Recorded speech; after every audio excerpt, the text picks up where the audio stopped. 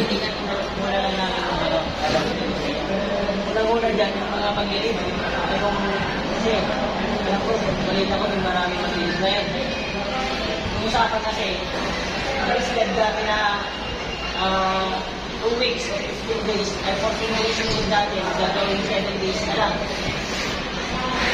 Depende pa rin kung, alam mo, in case of emergency, di ba? Sana, nakapahingi o ano. Hindi ba ganyan, mga emergency, okay lang 14 days yun yung video. Pero pag, alam mo, fiesta, within ng, ano, parang probinsya nyo, fiesta lang kayo, hindi pa payagan na 7 days yun. Hindi ako pinagdayan yan.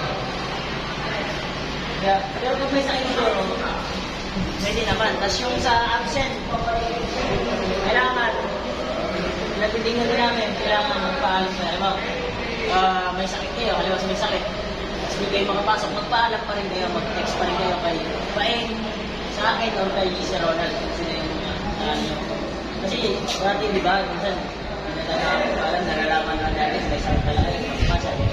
Kaya next time, magpaalam kayo, ilang ano lang naman yun, ilang release na naman yun, mag-chat na kayo sa kapatid nyo, sa asawa, ganyan. Para alam namin kung ano nangyayari sa inyo.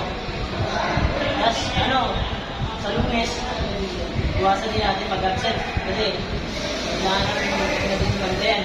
Yung mga absent, tinatanong niya kung anong dahilan. Tapos, hindi kayo nagpaalam sa amin. Wala kang ano kayo, ending yun, magkaka-violation kayo nun.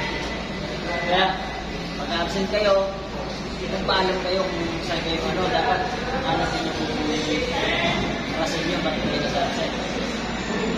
Tapos, pag yung violation, gagawa kayo ng sulat. Kasi kung napakasan natin, kumagay na hanapan tayo ng announcement. Ba't kayo sa absent kung hindi nakapagpaalam, ganyan. Or, ba't kayo lumagpas sa live nyo? Diba, lumagpas kayo sa live nyo, ulat.